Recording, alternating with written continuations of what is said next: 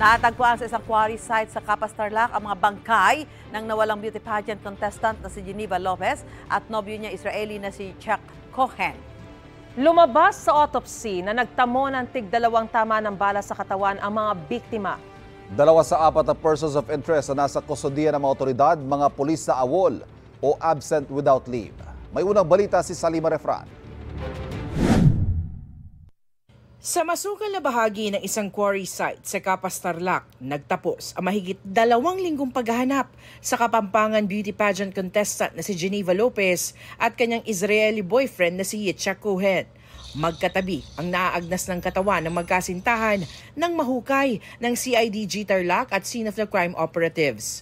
Isang lalaki ang lumapit sa pulisya para magbigay ng impormasyon sa pinaglibingan kina Lopez at Cohen. Siya po yung nakapagturo sa atin kung saan po talaga inilibing o ibinaon po itong mga biktima. So if not for him, baka medyo hanggang ngayon ay naghahanap pa rin po tayo.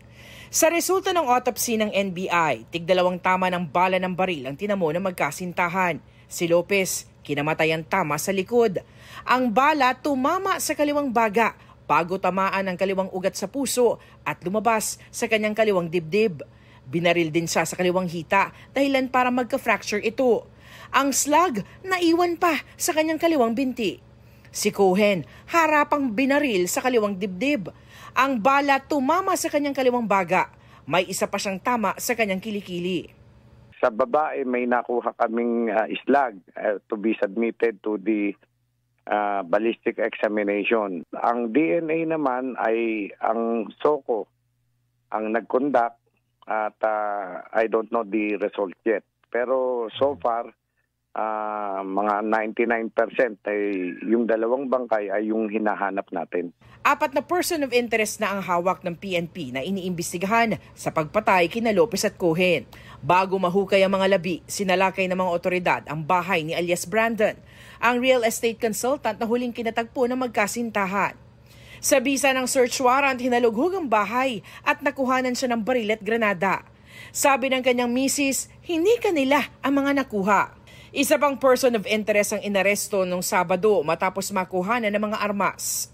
Pag-alaman po natin na awol na pulis po ito na na-dismiss po noong February 2020. So, isa po siya doon sa inaresto po natin at isa pa pong awol na pulis na na-dismiss naman po noong 2019. May inquest po sila po ma'am for violation po ng Republic Act 10591 o illegal possession of firearms and ammunition and violation po ng Republic Act 9516 or illegal possession of explosives po.